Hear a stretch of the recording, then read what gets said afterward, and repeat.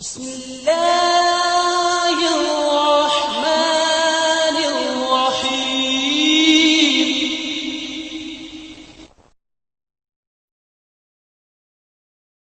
الحمد لله رب العالمين والصلاة والسلام على أشرف الأنبياء والمرسلين محمد وعلى آله وأصحابه وأهل بيته ومن تبعهم بإحسان إلى يوم الدين أما بعد அன்பிற்குரிய இஸ்லாமிய சகோதரர்களே சகோதரிகளே, பெண்கள் தரப்பிலிருந்து அதிகமாக மீண்டும் மீண்டும் கேட்கப்படக்கூடிய ஒரு கேள்வியாக பாலூட்டக்கூடிய தாய்மார்கள், கர்ப்பிணியாக இருக்கக்கூடிய பெண்கள், அவர்களுக்கு முடியாத நிலையிலே நோன்பை விடுகின்றார்கள். இதற்காக அவர்கள் நோன்பை கலா செய்ய வேண்டுமா என்ற ஒரு கேள்வி பலதரம் வந்திருக்கின்றது. என்றாலும் மீண்டும் மீண்டும் அது கேட்கப்பட்டு கொண்டே இருக்கிறது, நாம் விடைகளை சொன்னாலும். அதனால் மீண்டும் ஒரு தரம் நாம் சற்று விரிவாக விளங்கப்படுத்தலாம் என்று நினைக்கின்றேன். அல்லாஹு தஆலா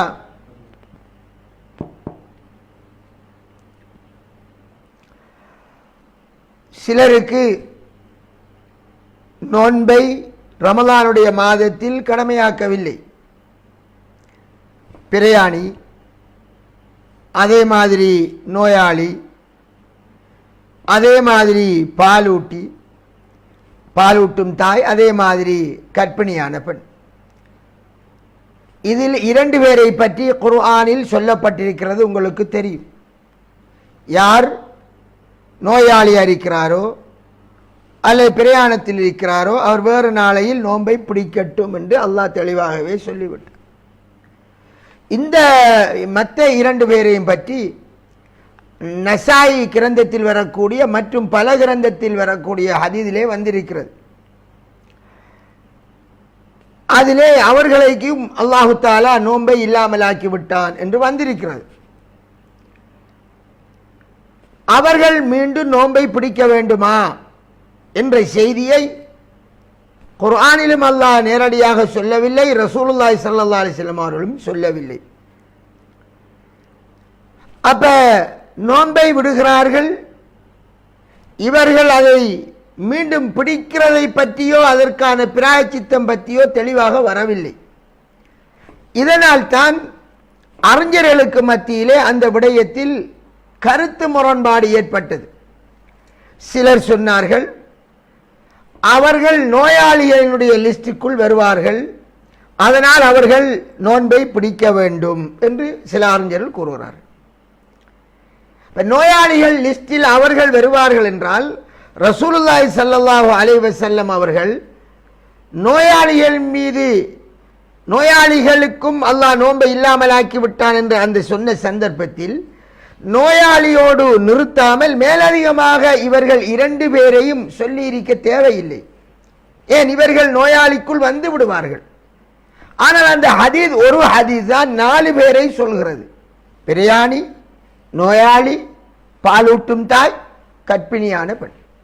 இந்த இரண்டு பேரையும் வேறாகவே சொல்கிறது. அடிப்படையில் எடுத்து பார்த்தால் கற்பஞ்சரித்தவள் அவள் நோயாளி அல்ல, பாலூட்டுபவள் நோயாளி அல்ல. பிள்ளைக்கு உணவு கொடுக்க வேண்டும் என்பதற்காக வேண்டி அவள் நோன்பு பிடிக்காமல் இருக்கிறாள். அதே மாதிரி கர்ப்பிணியானவள் தன் வயிற்றில் வளர்கின்ற பிள்ளைக்கு உரிய ஆரோக்கியத்தை கருத்தில் கொண்டு அவள் நோன்பு பிடிக்காமல் இருக்கிறாள். எனவே இவர்கள் வேறு விதமாக சொல்லப்பட்டவர்களாக நோயாளி என்ற லிஸ்டுக்கு அப்பால் இருக்கிறார்கள் என்றுதான் மற்ற அறிஞர்கள் விளக்கம் கொடுக்கிறார்கள். சரி, அப்ப இவர்கள் நோயாளிகள் இல்லை என்றால் இந்த கருத்தை இப்னு உமர் ரலியல்லாஹு அன்ஹு அவர்கள் அந்த கருத்தை கொண்டவர்களாக இருக்கிறார்கள். இப்னு அப்பாஸ் ரலியல்லாஹு அன்ஹு அவர்கள் அந்த கருத்தை கொண்டவர்களாக இருக்கிறார்கள். சரி, அப்ப இவர்கள் என்ன செய்வார்கள்? இப்னு அப்பாஸ் ரலியல்லாஹு அவர்கள் என்ன கூறுகிறார்கள் என்றால், குர்ஆனில் வரக்கூடிய ஒரு வசனம், வஅலல்லதீன யுதீகூனஹு ஃபிதியத்துன் தஆமு மிஸ்கீன் என்று வரக்கூடிய வசனம். நோன்பை பிடிப்பதற்கு ஆற்றல் பெற்றவர்களும் நோன்பை விட்டால் ஒரு ஏழைக்கு உணவளிக்கலாம் என்ற ஒரு வசனம் சூரத்துல் பக்ராவிலே வருகிறது. இந்த வசனத்திற்கு அவர்கள் ஒரு விளக்கம் கொடுக்கிறார்கள். இங்கே சொல்லப்படுபவர்கள் சிரமத்தோடு நோன்பை பிடிப்பவர்களுக்குத்தான் இந்த வசனம் வந்திருக்கிறது. அதனால் அவர்கள் உணவளிக்க வேண்டும். அந்த லிஸ்டிலே வயசாளி, முதியவர், முடியாத முதியவர், கற்பிணியானவள், பாலூட்டும் தாயெல்லாம் வருவார்கள் என்று அவர் ஒரு விளக்கத்தை கொடுக்கிறார். ரலியல்லாஹு அன்ஹு கொடுத்து அந்த வசனம் கஷ்டத்தோடு நோன்பை பிடிப்பவர்களுக்கு இந்த வசனம் சொல்லப்பட்டது என்று அவர் ஒரு விளக்கத்தை கொடுத்து அந்த அடிப்படையில் அவர்கள் உணவளித்தால் போதும் என்று தன்னுடைய தீர்ப்பை கொடுக்கிறார்கள். ஒன்று, அவருடைய தீர்ப்பு முஸன்னஃப் அப்துர் ரஸாக்கிலே வருகிறது. இன்னும் பல கிரந்தங்களிலே அவருடைய செய்திகள் வருவதை நாங்கள் அவதானிக்கலாம். சரி, அதே நேரம் சலமத் பின் அக்வர் ரலியல்லாஹு அவர்கள் கூறுகிறார்கள். அது மட்டுமல்ல, இப்னு உமர் ரலியல்லாஹு கூறுகிறார்கள். அது மட்டுமல்ல, பல சஹாபாக்கள் கூறுகிறார்கள். இந்த மூன்று செய்தியையும் புகாரி கிரந்தத்திலே பார்க்கலாம். என்ன கூறுகிறார்கள்? சலமத் பின் அக்வர் ரலியல்லாஹு அவர்கள் கூறுகிறார்கள், இந்த நான் மேற்சொன்ன அதாவது வசனம் அதனுடைய வெளிப்படையான பொருள் என்ன? எவர்கள் நோன்பு பிடிக்க சக்தி பெற்றார்களோ அவர்கள் ஒரு ஏழைக்கு உணவளித்தால் போதும், உணவளிப்பது கடமையாகும் என்ற வசனம் இறங்கிய அந்த வேளையில், இது ஆரம்பத்தில் இறங்கிய வசனம் என்று சொல்லுகிறார்கள். இறங்கிய போது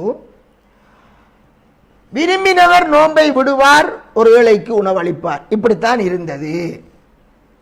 அதுக்கு பின்னால் யார் ரமலான் மாதத்தை அடைகிறாரோ அவரெல்லாம் நோன்பு பிடிக்கணும் என்ற வசனம் வந்ததால் அது மாற்றப்பட்டு விட்டது என்று அந்த சஹாபி கூறுகின்றார். இவர்கள் மூத்த சஹாபாக்கள். இப்னு அப்பாஸ் ரலியல்லாஹு அவர்கள் நபிகளார் மரணிக்கிற போது அவர்களுக்கு வயசு 13. ஆனால் அவர்களுக்கு சில விடயங்கள் தெரியாமல் இருந்த வரலாறுகளை ஆங்காங்கே பல சந்தர்ப்பங்களில் நாம் பார்க்கலாம். உதாரணமாக முத்துவா என்கக்கூடிய சொற்பகால திருமணம் இஸ்லாத்தில் ஹராமாக்கப்பட்டது. அது 3 சந்தர்ப்பம் ஹராமாக்கப்பட்டது. ஹைபருடைய சந்தர்ப்பம், ஹைபர் யுத்த சந்தர்ப்பம் ஹராமாக்கப்பட்டது. ஆனால் இப்னு அப்பாஸ் ரலியல்லாஹு தெரியாது. மக்கா வெற்றியின் போது ஹராமாக்கப்பட்டிருந்தது ஹிஜ்ரி 8 அவர்களுக்கு தெரியாது. ஏன், அவர் சிறு பிள்ளை. கடைசியா தபூக் யுத்த சந்தர்ப்பம் ஹிஜ்ரி 9 ஹராமாக்கப்பட்ட, அதுவும் தெரியாது. இதனால் இப்னு அப்பாஸ் ரலியல்லாஹு அவர்கள் யுத்தத்திலும் கலந்து கொள்ளவில்லை. அவர்களுக்கு அது தெரியாத காரணத்தினால் அலி ரலியல்லாஹுடைய காலம் வரை முத்துஆ அந்த சொற்பகால திருமணம் ஹலால் என்று தீர்ப்பு கொடுத்து கொண்டிருந்தார்கள். எவ்வளவு காலம்? சுமார் ரசூலுல்லாஹ் மௌத்தா 25 வருடம் தான் அலி ரலியல்லாஹு ஆட்சி வருகிறது. அந்த காலம் வரை, அதற்கு பின் இந்த அலி ரலியல்லாஹு அவர்கள் கேள்விப்படுகிறார்கள் இப்னு அப்பாஸ் ரலியல்லாஹுடைய ஃபத்வா இப்படி இருக்கிறது என்று. அவரை கூப்பிட்டு அவருக்கு விளங்கப்படுத்துகிறார்கள். அதற்கு பின் இப்னு அப்பாஸ் ரலியல்லாஹு அவர்கள் அதிலிருந்து நின்று கொண்டுகிறார்கள், அந்த ஃபத்வாவை மாற்றிக்கொள்கிறார்கள். அன்பிற்குரிய சகோதரர்களே, அப்ப எனவே எல்லா சஹாபிக்கும் எல்லா விடயமும் ஒன்றாக ஒரே மாதிரி தெரியும் என்பது அல்ல. இது மாதிரி அவர்கள் அறியாத பல விடயங்கள் இருக்கிறது. இப்போது நான் என்ன சொல்ல வருகிறேன் என்றால், இந்த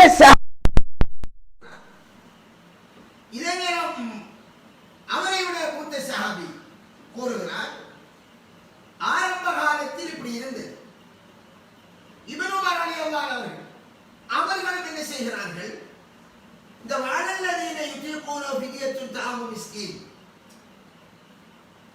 நோன்பு பிடிப்பதற்கு ஆற்றல் பெற்றவர்களும் நோன்பை விட்டு விட்டு ஒரு ஏழைக்கு உணவளிப்பது கடமை, விட்டால் கடமை என்கிற சட்டம் என்ற வசனம் பின்னர் வந்த நோன்பு பிடிப்பது கடமையாகின்ற யார் நோன்பு மாதத்தை அடைந்தாரோ அவர் நோன்பு பிடிக்கட்டும் என்ற அந்த கட்டளை மூலம் அந்த சட்டம் மாற்றப்பட்டு விட்டது என்று அவர்களும் சொல்லுகிறார்கள்.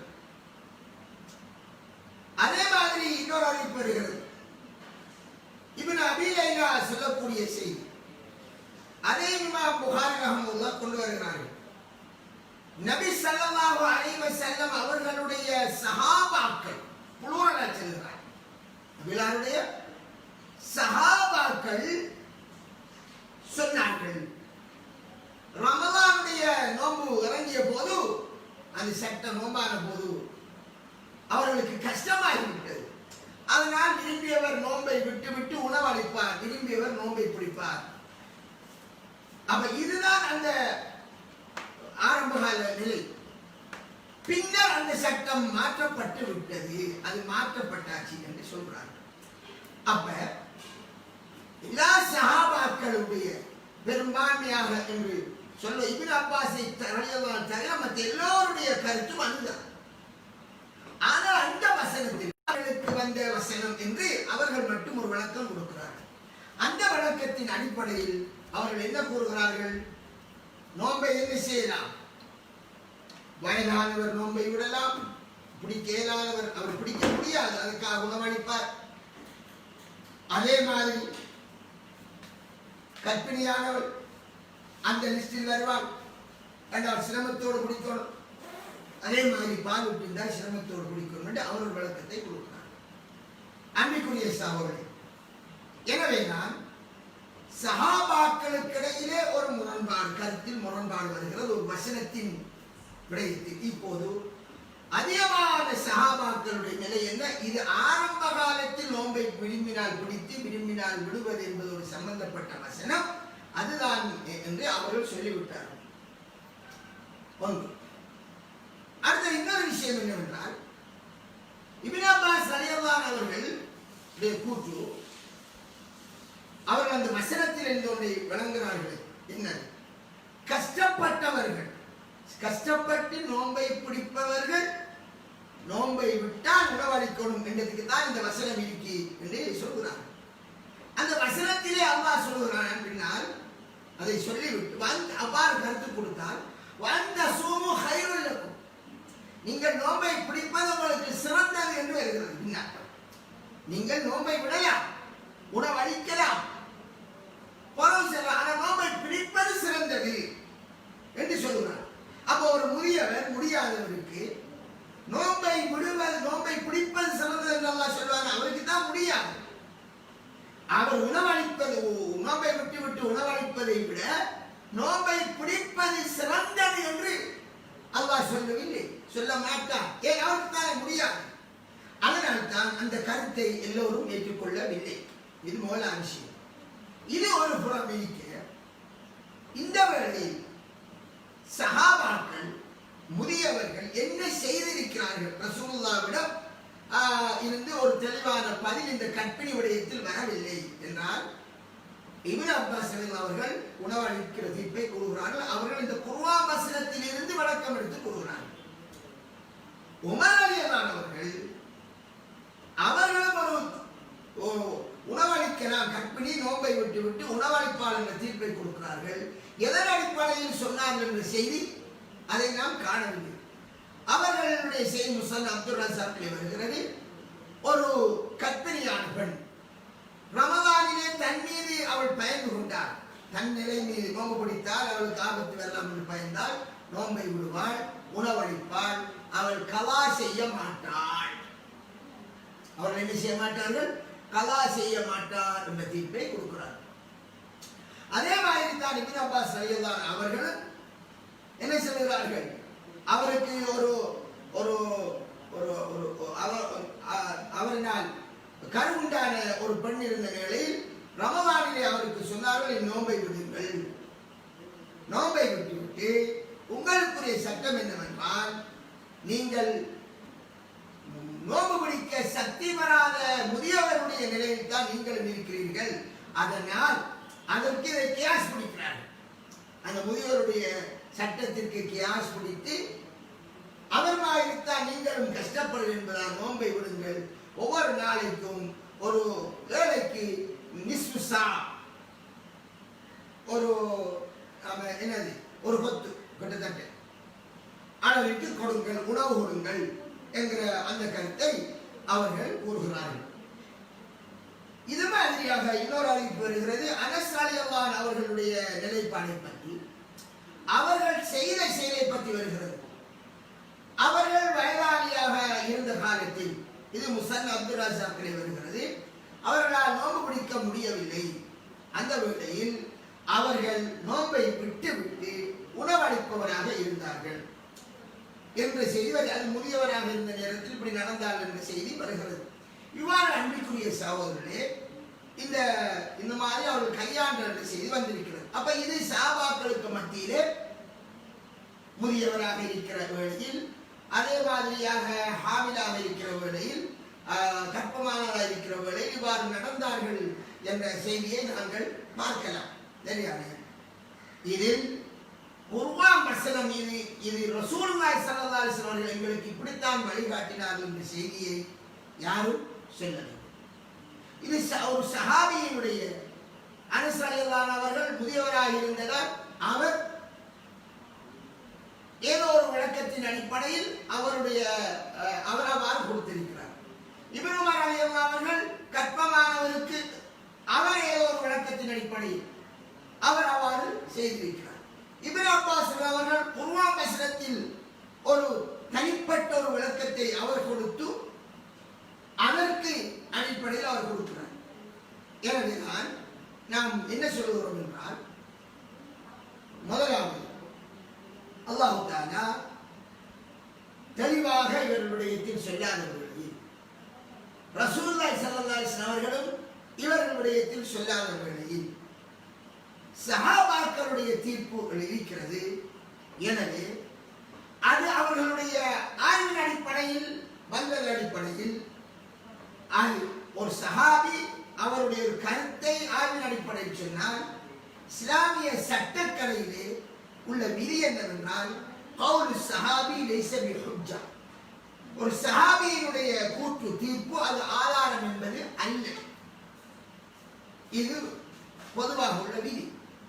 எனவே அவர்களுடைய அந்த கருத்து அவர்களுடைய இதயாவின் அடிப்படையில் வந்ததற்கு இணங்க அதை சரியாக காணக்கூடியவர்கள் அல்லது அதுவே நமக்கு பேணுதல் என்று காணக்கூடியவர்கள் அதை கொண்டு அவர்கள் செய்தால் அதை நாம் ஹராம் செய்தல் என்று கூற முடியாது. அவருடைய இதிகாதி அந்த இதிகாதின் அடிப்படையில் ஆய்வு செய்ய முடியாதவர்கள் அந்த ஆய்வின் அடிப்படையில் பின்பற்றுகிறார்கள். ஆய்வு செய்த ஒரு ஆய்வாளரினுடைய ஒரு ஆய்வுடைய கருத்தை பின்பற்றுகிறார்கள். ஏன் இவர்களுக்கு அதை பற்றிய விளக்கம் இல்லாது. அதே நேரம் இதுதான் கட்டாயமாக செய்ய வேண்டியது என்று ரசூலுல்லாஹ்விடம் இருந்து ஒரு நேரடியான தெளிவான தலீல் பெறாத வேளையில் அதை கூறவும் முடியாது. அதனால்தான் அதிகமான உலமாக்கள் சமகாலத்தில் உள்ள அறிஞர்களும் கூட இந்த சஹாபாக்களின் கூற்றை வைத்து தீர்ப்பு கொடுக்கவில்லை. இமாம் அல்பானி ரஹ்மத்துல்லாஹ் போன்றவர்கள் அவர்கள் என்ன கூறியிருக்கிறார்கள், இந்த சஹாபாக்களுடைய தீர்ப்பை வைத்து தீர்ப்பு கொடுத்திருக்கிறார்கள். அது மாதிரி முன்பு அந்த பல இமாம்களும் அந்த தீர்ப்பை கொடுத்திருக்கிறார்கள். அடுத்த சாரார் என்ன செய்கிறார்கள், அது சஹாபாக்களின் கூற்று, அது நேரடி ஆதாரம் அல்ல என்று கூறி இல்லை அவர்கள் என்ன செய்ய வேண்டும், நோன்பை கலா செய்ய வேண்டும் என்று சொன்னார்கள். எதை வைத்து நீங்கள் கலா செய்ய சொல்கிறீர்கள் என்றால், குர்ஆனில் அல்லாஹ் தஆலா நோயாளிக்கு கலா செய்யத்தானே சொல்கிறான் என்று கூறி நோயாளி லிஸ்டிலே அவரை சேர்த்து திருப்பி கொடுக்கிறார். அவர்களுடைய அந்த அதுவும் ஒரு இஜ்திஹாதின் அடிப்படையில் வந்திருந்தார்.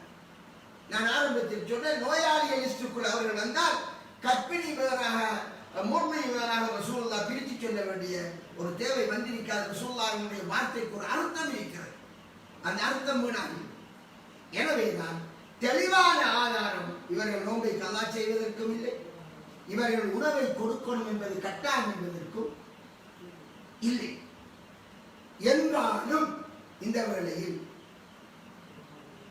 நோன்பில் நான் ஒரு ஏழைக்கு உணவளிப்பதா எனக்கு என்ன குறைந்து விட போகிறதா பேணுதலுக்காக அந்த சஹாபாக்கள் அவர்கள் முதியவர்கள், அறிஞர்கள், ஆரம்ப காலமானவர்கள், அவர்களிலே வந்த தீர்ப்பு இதுதான் வந்திருக்கிறது.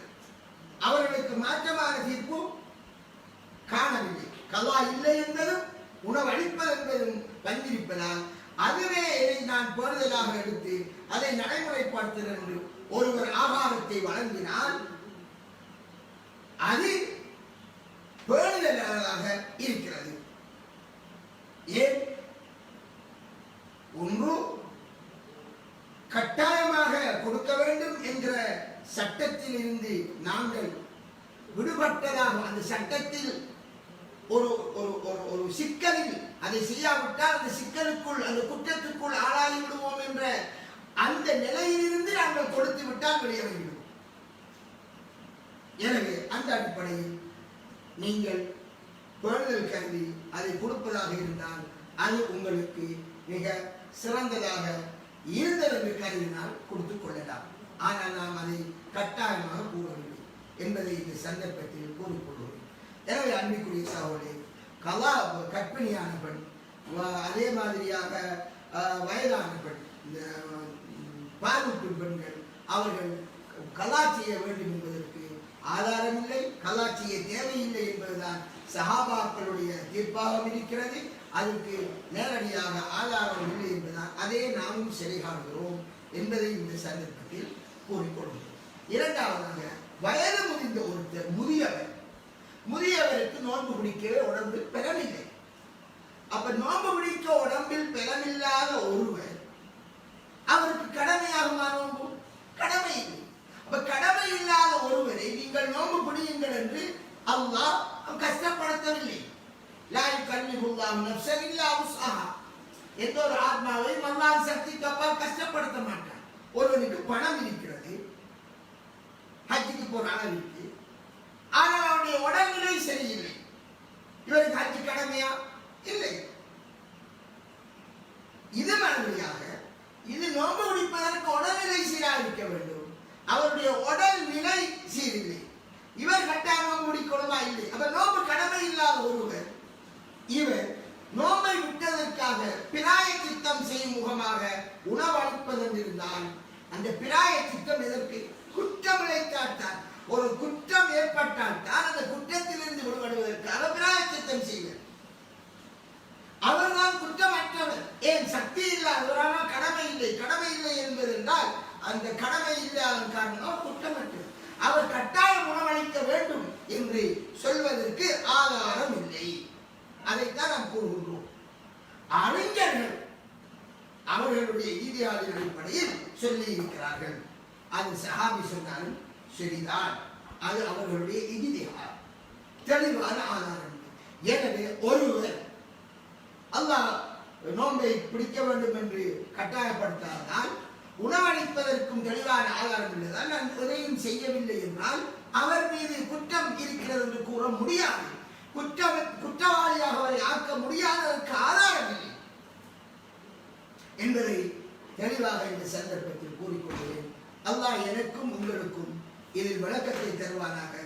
இது இஜ்திஹாதோடு உள்ள ஒரு விடயமாக இருக்கிறது.